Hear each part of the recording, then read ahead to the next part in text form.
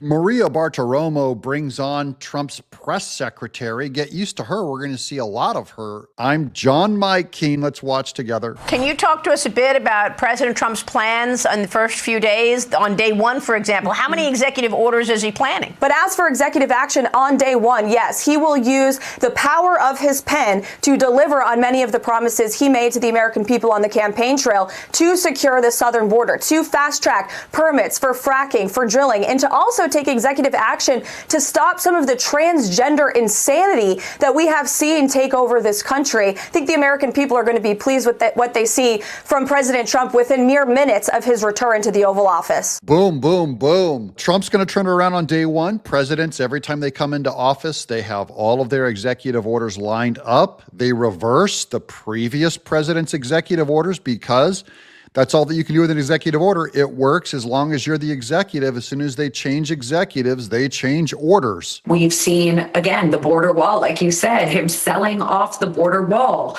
We had to step in, and thank God the courts did, and prevent them from doing that. We have red states that are stepping up and putting American first policies, Trump policies, ahead of us getting in and protecting the incoming administration.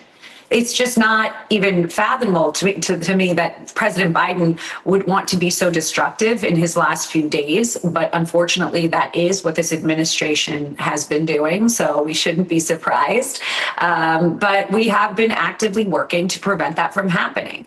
And we have people, on the Hill working on that. And we're ready for action. Like Caroline said, day one, we're going to be taking serious action immediately, executive orders, in order to make sure that we correct, frankly, what they've destructed and get America back on track immediately. That's Alina Habba backing up Caroline Leavitt, agreeing that on day one, President Trump is going to stop the Democrats. Now, the Democrats have to spend as much money as they possibly can to screw over Donald Trump, to make him inherit the worst economy possible. So they're trying to blow all their money on their buddies, knowing they're not going to have another shot at this for at least another 4 years. Listen, first of all, we have to clean up a lot of the mess, and that includes some of the DEI hires, some of the ridiculous decisions that were made, and putting people in that maybe didn't have the merit to be in the administration and in those positions. With having people like Kash Patel, having people like Pam Bondi, Pete Hegseth. There's a lot to be done. First of all, you salute the commander-in-chief who got those 76 million votes and is going to chart the way, and I'll give him advice and counsel along the way. I'll just say what he told me. Return the Pentagon to the warfighters, Pete. Get in there and clean out all the social justice, politically correct garbage on top and get back to lethality, warfighting, accountability, meritocracy, and readiness. And guess what? 95% of the people in that building in the Pentagon and that wear the uniform, that's all they want to do anyway. That's Pete Hegseth on restoring our lethality on day one. We have to get him back in charge of the Pentagon, straighten all that out. He's on board with the Trump plan. He still has to get passed as Trump's top appointment to get all that DEI stuff out of our military. And guess what? People who were not ready to sign up for our armed services are now ready to give the armed services another shot under Trump. And so when you return to that, it changes the culture of an institution that now stands up straight. You address that recruiting crisis. You address the retention crisis. Sean, I can't tell you how many families have reached out to me and said, my son or daughter wasn't going to join, and now they are after President Trump was elected and you were chosen to be SecDef. Same with retention. And then the rest of the world takes notice of that, Sean. So I'm not going to get ahead of the president on policy or what our posture will be. But we will be strong.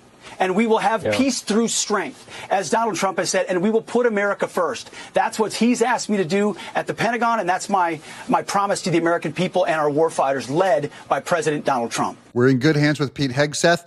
He is still gaining credibility and gaining votes. We'll find out if he finally makes it. They're trying to give him a little bit of flack over gossip as we expose them. Here's Alina Habba. Jason, we have a president who's been on vacation for 40% of his presidency. 40%. So I don't even think he's checked in.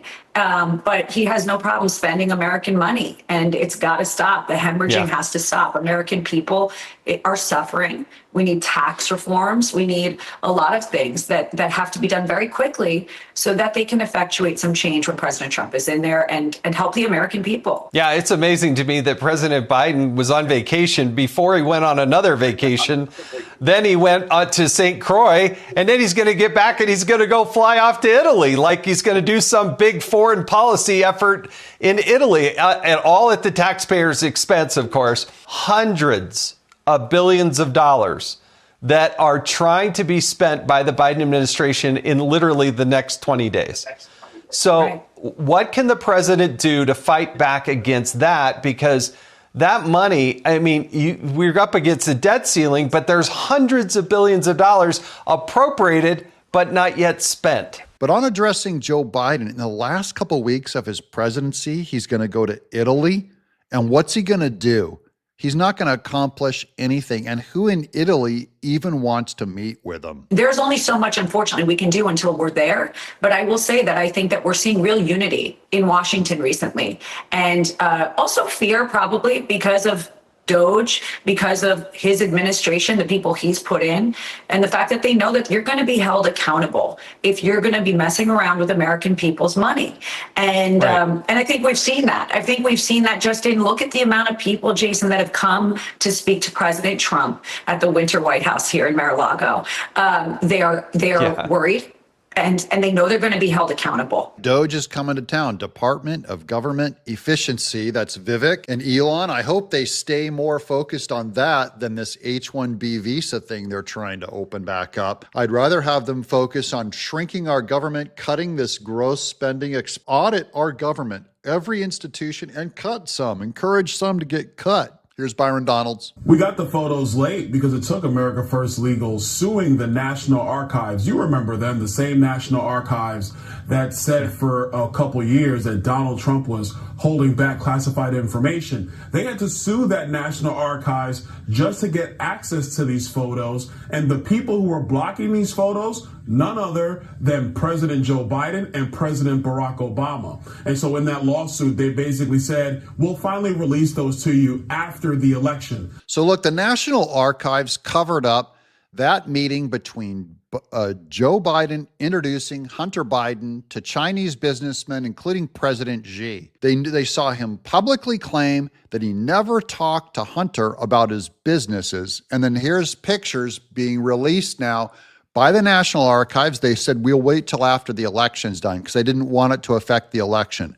So the National Archives are conspiring against Trump to work against him because they're politicized. This is a Democrat operative group. Anything that harmed Trump, they released before the election. Anything that harmed Biden, they agreed to not release before the election. That's the politicization of your government, and that has to end. Under Trump, these are good days, new days. America has a hope and a future finally under Trump. I'm John Mike Keene.